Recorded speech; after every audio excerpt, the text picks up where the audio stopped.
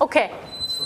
So what was, when was sovereignty, when did sovereignty become a norm of international relations? We mentioned in the historical background. What was the event that created the norm of sovereignty?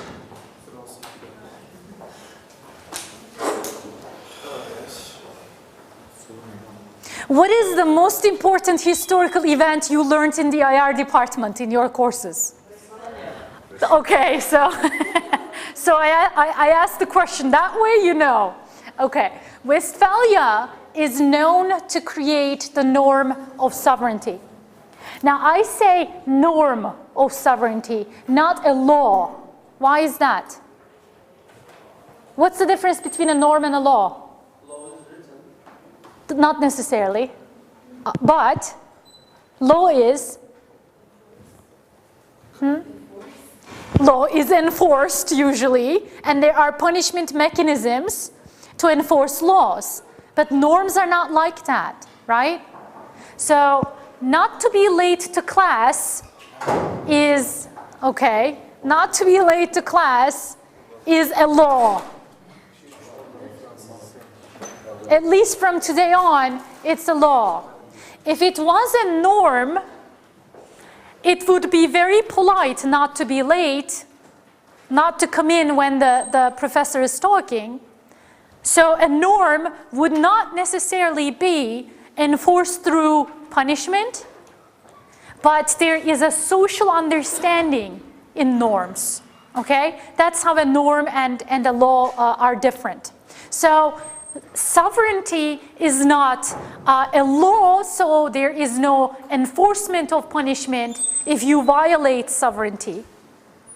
But at the same time, it's a norm, and all states abide by the norm of sovereignty, because by Westphalia, states believed that sovereignty is the only way that will stop the fighting in Europe, okay, between great powers. So no one wants to fight. If you don't want to fight, the norm then is, do not interfere in my affairs. I'm not going to interfere with your affairs. But in the meantime, sovereignty has two components, internal and external. On the one hand, you can order your domestic affairs in any way that you want as the state, as long as you're legitimate, okay? And then the external component says everyone, every state in the international system has the same status. So if we go back to our discussion before the break, you were saying you don't believe that some states are, that the United Nations is very fair because some states are more powerful than others. The answer to that would be, from a sovereignty perspective, the answer would be, of course, some states might be more powerful. But in the system, the rights that states have are equal, not their power levels, okay? So some states are stronger, others are weaker, but they have the same status in international law. Do you see the difference? So in this classroom, Orkun might be extremely strong. He goes to gym every day, and so does Magnus, okay? But, okay, I'm not going to pick guys for the example anymore. Can I pick you instead? Okay, so you don't go to the gym all the time, so you're not as strong, okay? Strength then of the states in the system might differ. But in the meantime, you're all students. In the meantime, in the class of IR347, you all have the same status. But the fact is, if they want, Orkun and Magnus can beat the hell out of you, okay? But still, in this international system here, you have the same status as they do, okay? You might be weaker, but that has nothing to do with the status of the individual states within the state, within the international system. Okay? So you're all sovereign. You can do whatever you like, and no one can interfere in your affairs. Oh yeah, he's stronger, but that doesn't add anything to his sovereignty.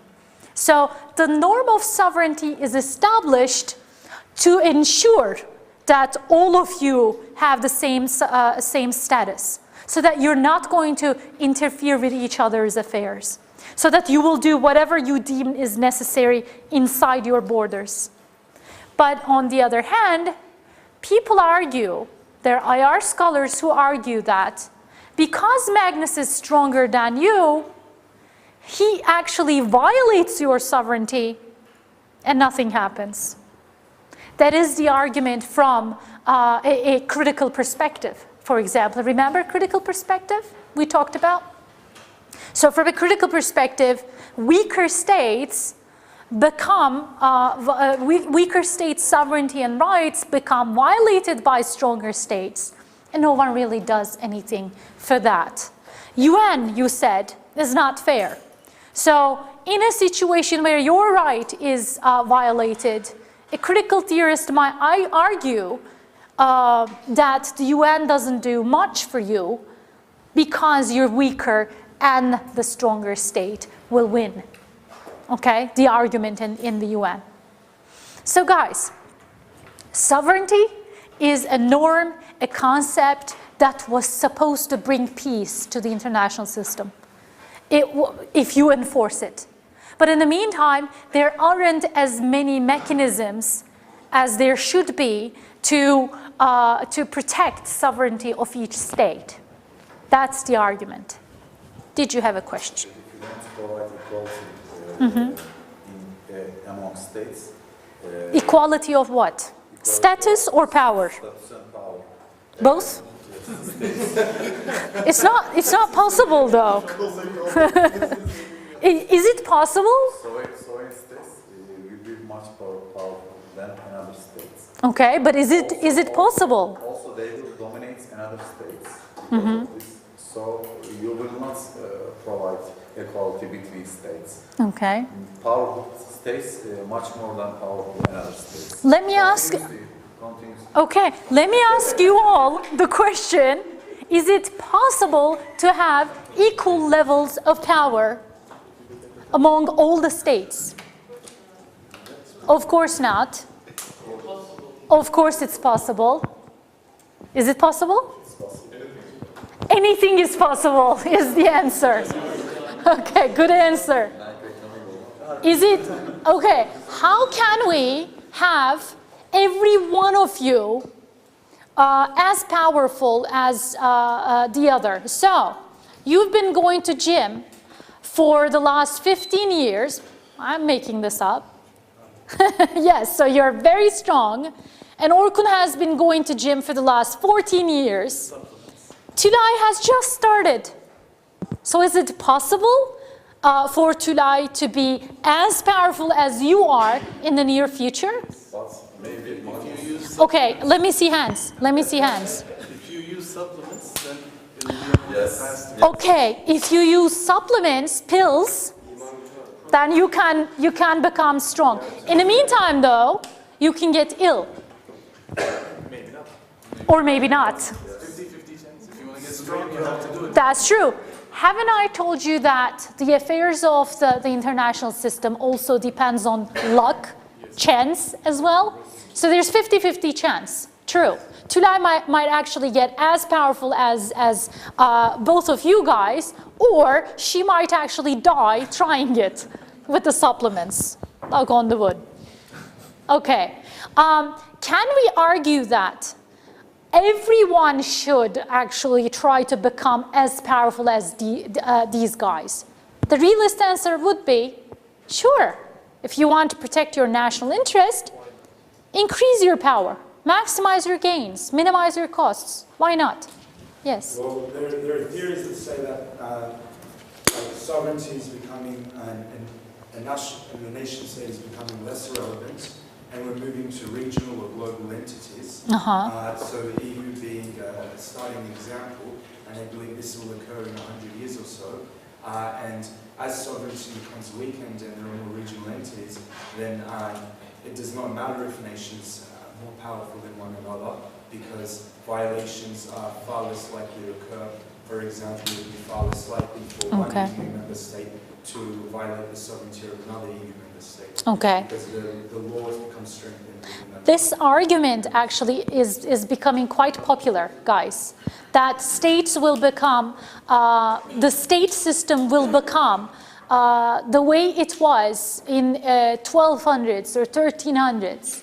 So I think that's why this course becomes even more relevant, because we need to understand where we are coming from to be able to comment on, are we going in that direction again? So there are scholars, and a few of them actually visited Bilkent last year. They argue that the system is changing right now. Sovereignty is eroding. The invasion of Iraq is one example of it. So what happened to the sovereignty of Iraq, right? Or what happened to the sovereignty of Libya? What is happening to the sovereignty of all the other states that are experiencing what we call the Arab Spring? So is sovereignty going to erode as much that nation states will become meaningless in the future? That is one of the questions that we would like to answer, or at least it's a question we would like to ask. We may not answer all the questions we ask, but it is a question we want to ask. So, guys, from that perspective, internally and externally, a state is supposed to be free of intervention, free of interference from other states. Let me ask you a question. How about human rights violations? How about a state that's killing its own people? How about a state that is too poor, as in the case of Somalia, that its people are dying, are starving? So can we argue that sovereignty is the best solution or the best norm in the international system today with these issues? Mehmet. There should be some intervention for interference. Okay. Because some poor countries, like Somalia, is incapable of maintaining the welfare of its citizens. So some other power or institution or a state should help. But this help is... How much help? Is considered. Okay. We have to consider the amount of help. Okay. It's not total intervene like the states did in There's a theory that I did not include in the introduction part, but the English school actually is a theory that mentions if intervention in other countries' wars or in other countries' problems is acceptable. And there are two views in the English school. One of those views is, it says that it's not okay to intervene in other states' issues because sovereignty is very important and order is very important. And if we intervene in other states' affairs, we no longer respect other states' sovereignty, and if we don't, order is going to be sacrificed for human rights and for the lives of the people in places like Somalia. So there are debates, again, as in everything in social sciences, there is debate in this topic as well. So how much of intervention is enough? How much of intervention actually breaches sovereignty? How about Libya? NATO forces intervened in Libya. Was there a breach of sovereignty there?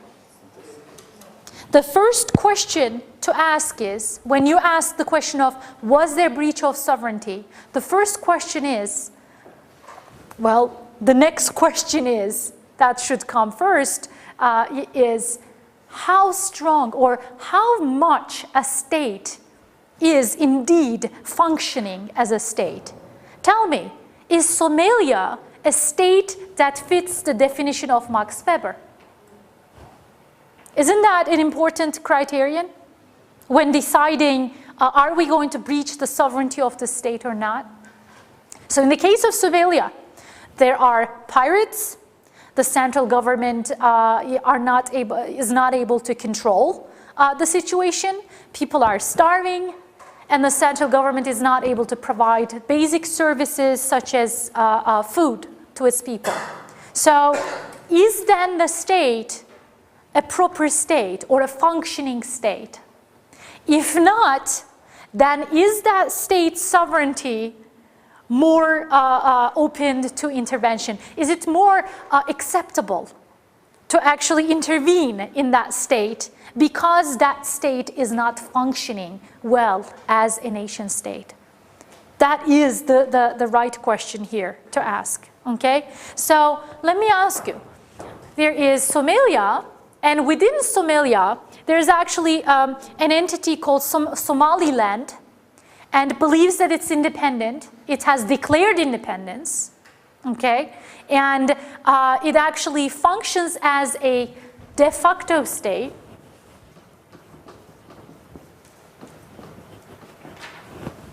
A 100 years ago, we didn't know these concepts. Now we do. Cyprus, right? Northern Cyprus. So only a couple countries actually recognize Northern Cyprus as a state. Turkey is one of those states. And so Northern Cyprus, from the perspective of other states in the system, is a de facto state because it is not internationally recognized. Palestine also is a de facto state. It functions as a state. Taiwan, it might be another example. There's another huge example, actually. What's? Kosovo actually got voted, right, for independence in the UN.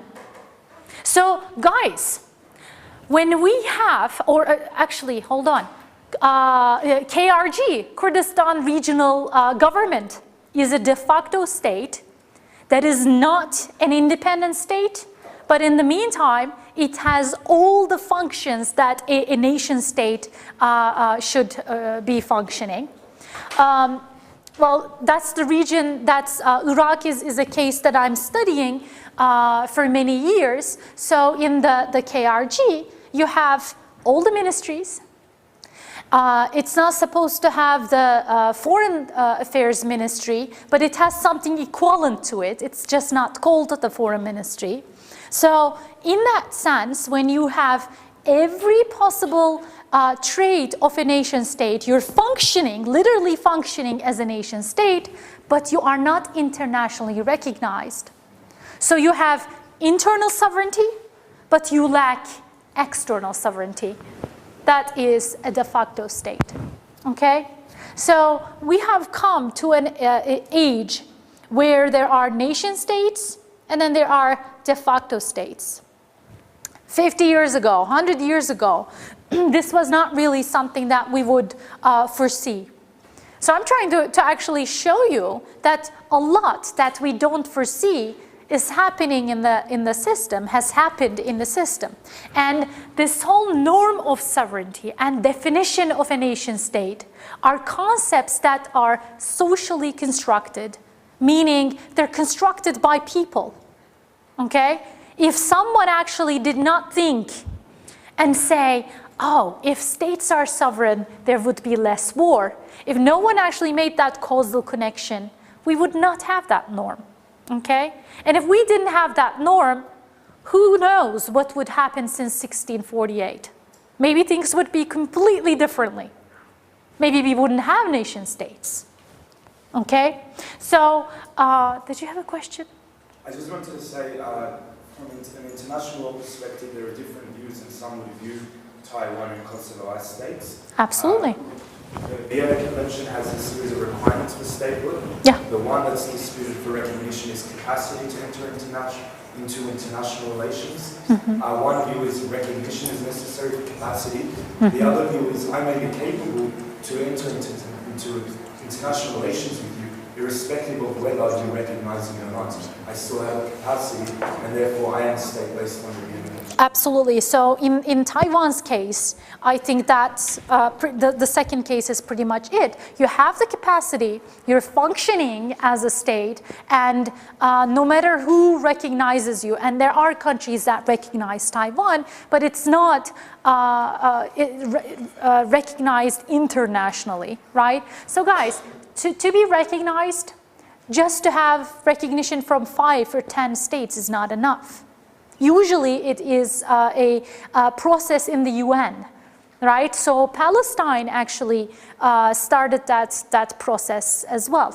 Kosovo did that also. So you have to actually get into the process of recognition. So in other words, external component of sovereignty is about having equal status. But not only having that equal status, but also recognition of that equal status by the other states in the system, okay? And from that perspective, most scholars would argue that UN is very important because you can lobby in the UN. And by lobbying in the UN, you can get recognition as a state. So what Turkey has done when it was one of the temporary members of the council was to lobby for Palestine, okay? Because Turkey actually wants Palestine to be recognized. There are several other states that want Palestine to be recognized as an independent sovereign state. So sovereignty has something to do with recognition, guys. Don't confuse it with independence. So independence is just one of the traits of a nation state, and sovereignty is just another. They're not the same thing, okay? You can actually,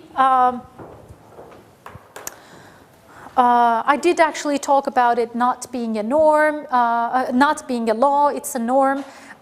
You can actually read more on this in Stephen Krasner's work.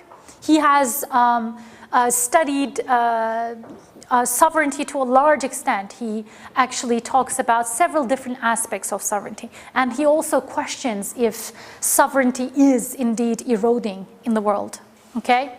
So, any questions? Anything unclear? You're doing fine. Okay. Oh, okay. I don't know what I did with the presentation today. All right. Now, I'm going to compare, or I'm going to talk a little bit about feudalism. For this, the Turkish students here, you probably have heard a lot about feudalism in high school years, and probably not since. And I'm going to bring you to your high school years. I don't know how much you guys learn the topic in college, do you? Well, you're a management student, so. Okay, you didn't actually get into. Okay. You're from, where are you from? What? California. From California. Okay, so I think, to my best knowledge, in the US, you actually learn about European history. A little bit. Okay, all right. So I'm actually going to get into the details of it, so you guys will be fine, okay? Okay, for those who have actually learned about feudalism, what is feudalism? Yes. Like you say, it's personal. So I'm a farmer or something living somewhere, and then I have this lord that is my protector, and he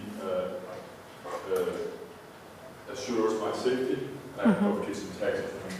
And then he has another lord, and then all the way up as well. Okay, so your loyalty is pretty much personal. Whoever provides you security, you're loyal to that person. If that is a lord that protects you for a while, great.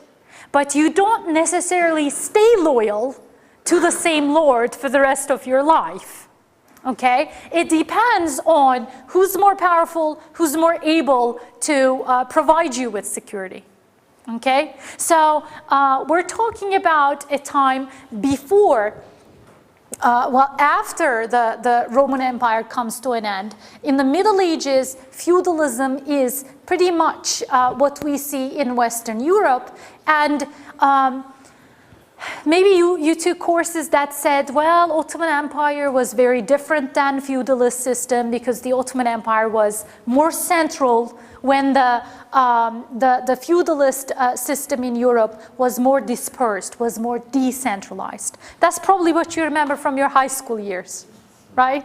Okay, this is what we learn in Turkey. Well, Ottoman Empire was not as central as everyone actually thinks, and it didn't become a central empire as early as everyone thought. So there was definitely an element of decentralized system in Ottoman Empire as well. But feudalism is different than what we see in the Ottoman Empire in other aspects, guys.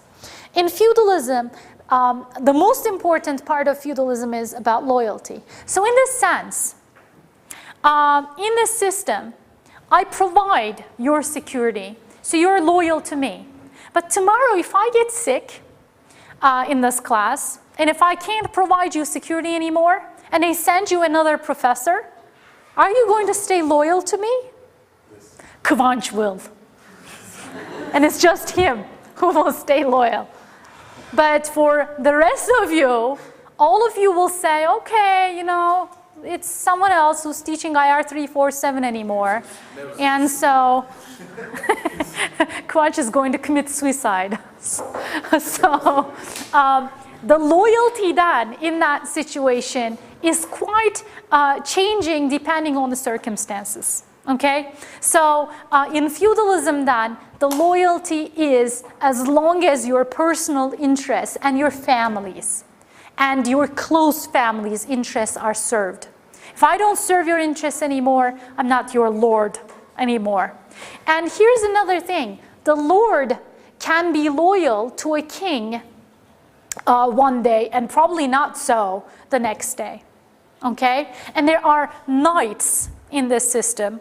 Oh, we actually have 3 musketeers. It just started on Friday, actually, and it's 3D2, for your information. So what did you see in 3 musketeers? They're the knights, and they are loyal to the king, but there were many other lords and knights that are not loyal to the king. So guys, king is not that strong, okay? So everything is on ad hoc basis. King might become more strong at times, but that is not the usual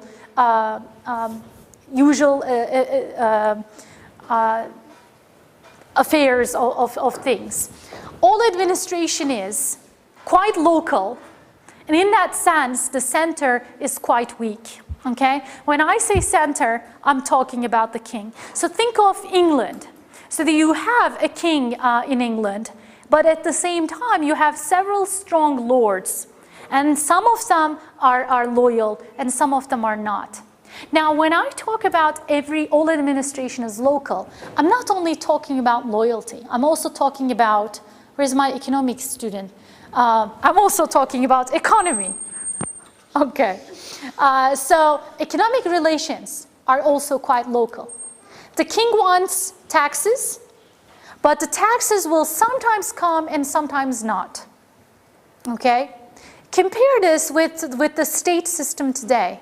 When you don't pay your tax, ideally, you're going to be caught and you're going to pay an extra punishment, or you will even be imprisoned for not paying your taxes. In feudalism, the punishment mechanisms of the center is not that strong. For that reason, you're kind of doing what the current circumstances is telling you what to do, okay? And because the center is weak in economic relations, remember I told you that the Roman Empire was very strong, both economically and militarily, and politically. That's what centrality did to the Roman Empire. But in the case of the feudalist system in Europe at the time, you don't have that, okay? And because you don't have that, economy is not as good as it could be in a central government. And let me tell you one more thing. You're trusting me to protect you, but in the meantime, you get attacked by your neighbor.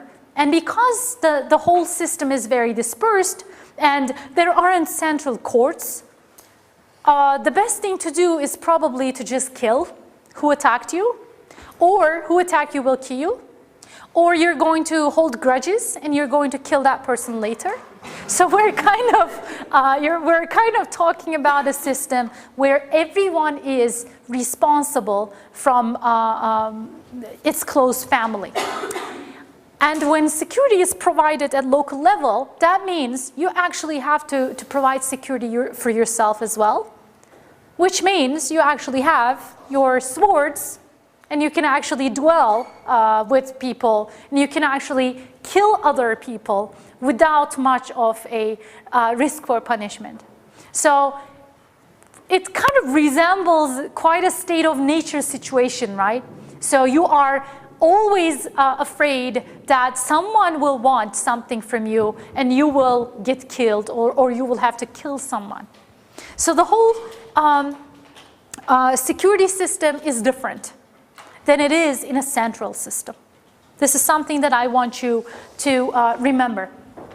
Everything is, almost everything is provided in local level. Does that mean that the king is worthless, doesn't do anything? Of course not. Sometimes the king actually sends his loyal knights and people to you, but that is not going to be very often. Will you see the king? Maybe once in your lifetime. So you're not lucky enough to have access to the king all the time in this system.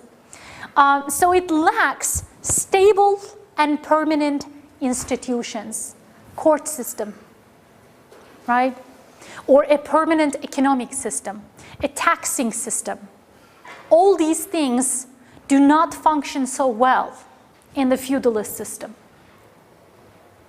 So there are institutions in the sense that the Lord's guys come to tax you, but in the meantime, the system is not stable and it's not permanent, so there is no, I would say, routines that you would expect. All right. As a result, no permanent government institutions. Everything is in personal loyalty basis. So as a result, you know, you come to me and you ask me to just punish Selay because she did something to you, but in the meantime, you know, she ran away.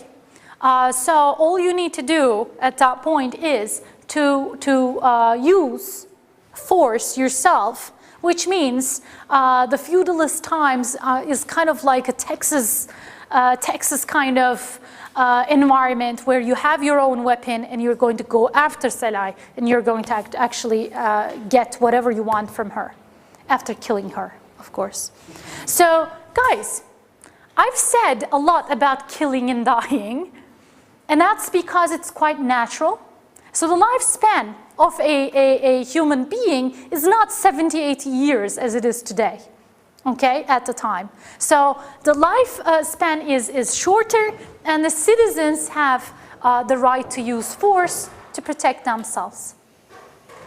We came to the most important part, which is multiple and overlapping layers of authority. Okay. What does that mean?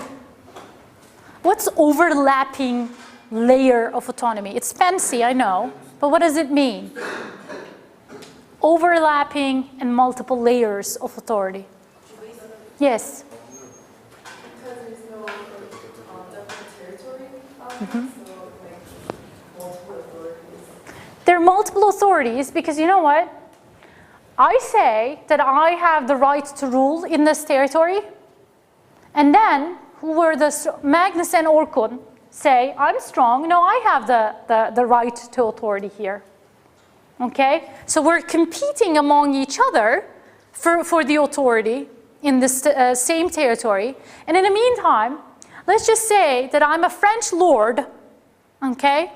But at the same time, I actually get money from the King of England to secure a certain piece of land that is in France. Because there is not yet a nation state of France, the borders are up for grab, okay? So the King of England can actually go to the French lord and say, do this for me. And the French lord will not be loyal to the French king, instead will do whatever the English king wants him to do. It sounds weird to you today, because today you're actually born into a nationalist nation-state system. There's no nationalism at the time. There's no nationalist loyalties at the time. Can you imagine it? Well, from today on, everyone will go watch the Three Musketeers to understand what the whole thing looks like, probably. It is a good idea, too. It's a different world, guys. It's a different system, different world. We don't understand it today, but at the time, the clergy can be loyal to one king or another lord from different nationalities. Okay? So the religious loyalty is also not very strict, in the sense that there are clashes between your national loyalty and religious loyalties. As I said, nationalist ideology will come into the scene much later. When? Do you remember when? With the French Revolution, Napoleonic Wars, and remember conscription and all. There are centuries until that. We're not there yet. So these guys actually do not know who the authority is. And when they do know who the authority is, they're not necessarily loyal to one authority. So there are many overlapping identities. As a Frenchman, as a wealthy landowner, these are loyalties, these are identities that are overlapping. But in the meantime, as a wealthy landowner, you might be loyal to the French king, but as a different identity, with a different identity, you can be loyal to the English king, okay? So we are talking about a localized system. We're talking about a system where people are on their own mostly, and they're providing their own security. And in the meantime, they're kind of pragmatic in the sense that they're loyal to whoever is providing the most to all of their identities at the same time. Any problems, issues, questions, anything? Do I have more time to go into this? Feudalism just basically made me think that it's opposite to what we today call globalization. Exactly the opposite. Or is it? It sounds like we're much local, not too much communication. Why do you think that is? Let's connect this to something we have actually discussed in the historical background. What was one of the things that I told you will come up within this course? State building, economic development, and military and technological revolution, right? So you don't have that yet. You don't have the technology to actually move from one place to another fast.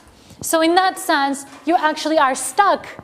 So in feudal systems, wherever you were born, you probably don't go more than 10, 20 kilometers ahead of it. Okay? So that is kind of like against what we think of globalization, true. Because in a globalized world, you travel everywhere. But in the meantime, may I ask you an interesting question? Can be an exam question even. in a globalized world, again, you have several different identities, right? And your loyalty, again, is kind of dispersing. You're not loyal to one thing anymore in a globalized world. I am quite loyal to my iPad in this globalized world. I depend on it. So what does that mean? That means I can pretty much be this loyal to any Turkish products that are produced in Turkey, right? Because I like this one, and it is not a Turkish product. So my loyalty then, in terms of what I'm going to work with for an tablet, what do you call it, a tablet computer? PC. Tablet PC, okay. So my tablet PC loyalty is not to my own country. It is to this American brand that I'm using today, okay? So loyalties in a globalized world, I think, are also dispersed. There are several different identities we all take upon, okay? So isn't that kind of similar to a local system in the feudalist era where you have multiple overlapping authorities? So let me ask you, we just said that Turkey has to abide by the European rules, European practices and the court in banning political parties, or not banning political parties. So how about overlapping authorities? There's the Turkish government's authority, there's the EU court's authority. For EU member countries, that's even more so, right? I mean, we're just a candidate country. Sometimes we don't do what the EU wants, and then we say, we don't care. EU doesn't accept us, so we can actually do whatever we want. We have that luxury still, because we're not member. But for the member countries, there is not that luxury at all. So you are talking about EU and sovereign states' identities overlapping in multiple identities.